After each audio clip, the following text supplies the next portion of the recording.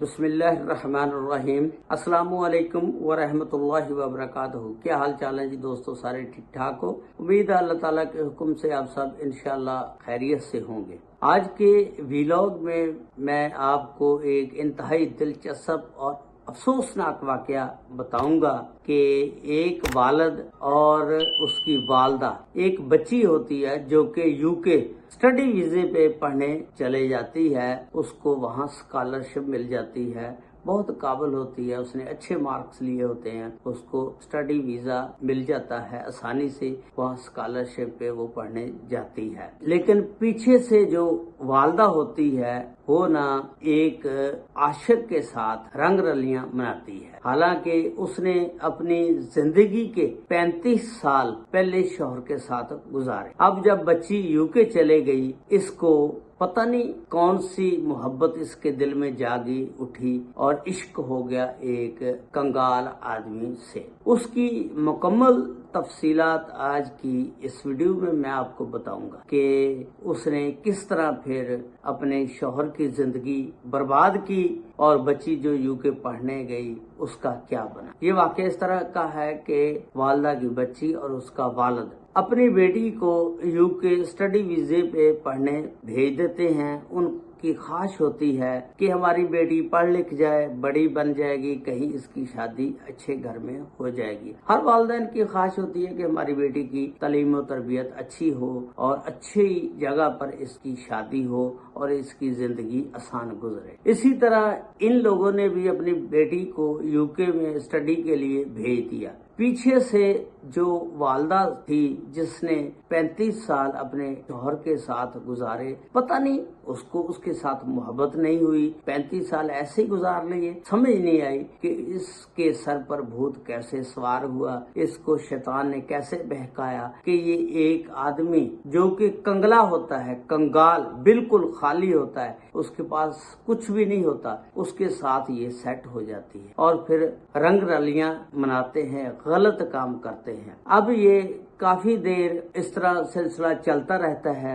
ये फिर कहते हैं कि हम ऐसी कोई प्लानिंग बनाएं, ऐसा कोई तरीका इजाद करें ताकि हम अपनी जिंदगी दोनों अलहदा सुकून से गुजार सके। वो कंगला आदमी जो है वो कहता है कि मेरे पास तो कोई पैसे भी नहीं है, हम किस तरह जिंदगी गुजारेंगे, इसके लिए कोई प्लानिंग बनाएं। वो जो औरत होती है वो कहती है कि इसके लिए प्लानिंग हम इस तरह करते हैं कि मैं अपने शौहर का जो ना गुर्दा बकवा देते हैं, घर तो नहीं बेच सकते, इस तरह को प्लानिंग करते हैं। अब वो जो औरत होती है वो ना अपने शौहर को कहती है कि हमारी बच्ची यूके पढ़ने गई हुई है, उसको ना 5-6 लाख पैसों की जरूरत है, इसका बंदोबस्त करें। यूके से बच्ची ने मुझे फोन किया है कि मामा 5-6 लाख का बंदोबस्त करें, अगर आप नहीं करेंगे तो कॉलेज यूनिवर्सिटी वाले मुझे निकाल देंगे। अब वालिद था वो परेशान हो गया बीवी की बातें सुनते हुए। अब ये वालिद का हक था ना,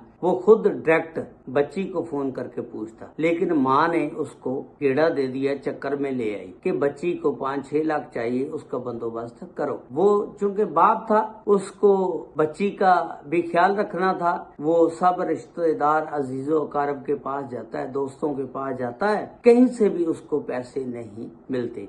वो बड़ी परेशानी की हालत में बीवी के पास आ जाता है, आके बीवी को कहता है कि कोई पैसों का बंदोबस्त नहीं हुआ, क्या करें। बीवी ने कहा कि मेरे पास एक तजवीज है। उसने कहा कि बताओ।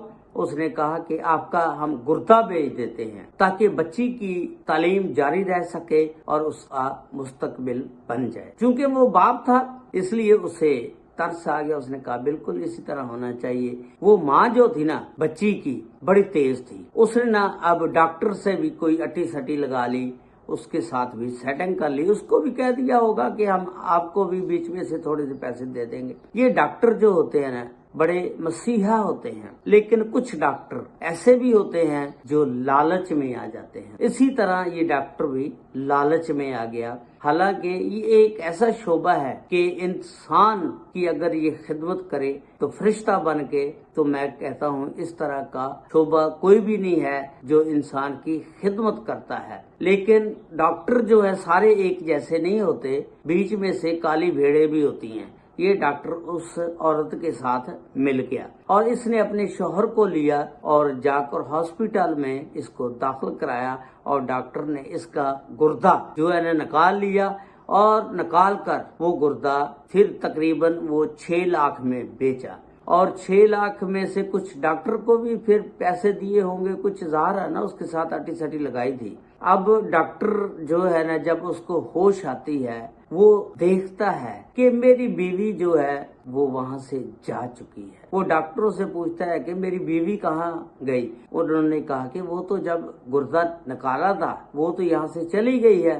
آپ کو پتا ہے، ڈاکٹر کہنے لگے کہ گردہ نکالنا اور اس کو بیچنا قانونی جرم ہے۔ آپ کو کون سی ضرورت پیش آ گئی تھی، ضرورت محسوس ہوئی کہ میں گردہ بیچ دوں؟ اس نے کہا کہ میری بیٹی جو ہے وہ یوکے پڑھتی ہے، اس کی پڑھائی کے سلسلے میں مجھے پیسے چاہیے تھے، اس لیے میں نے گردہ بیچا۔ اب جب وہ علاج کے بعد ٹھیک ہو جاتا ہے، گھر پہنچتا ہے، دیکھتا ہے کہ گھر پر وہ عورت اس کی جو ہے اپنے عاشق کے ساتھ بھاگ گئی، وہاں پر نہیں ہے۔ وہ دیکھتا ہے، ہکا بکا رہ جاتا ہے، سامان بھی کچھ گھر سے اٹھا لیا جاتا ہے اور وہ 5-6 لاکھ کا جو گردہ بیچا تھا وہ بھی اس نے پیسے سارے اکٹھے کیے، اس کنگلے آدمی کے ساتھ بھاگ گئی۔ اب جب بھاگ گئی تو یہ بڑا پریشان ہو گیا کہ یار یہ میری بیوی نے میرے ساتھ کیا کام کیا۔ محلے والوں نے بتا دیا کہ وہ یہاں سے جا چکی ہے۔ پھر وہ اپنی بیٹی کو یوکے میں فون کرتا ہے، اس سے رابطہ کرتا ہے، اس کو بتاتا ہے بیٹی کو کہ بیٹا تیری ماما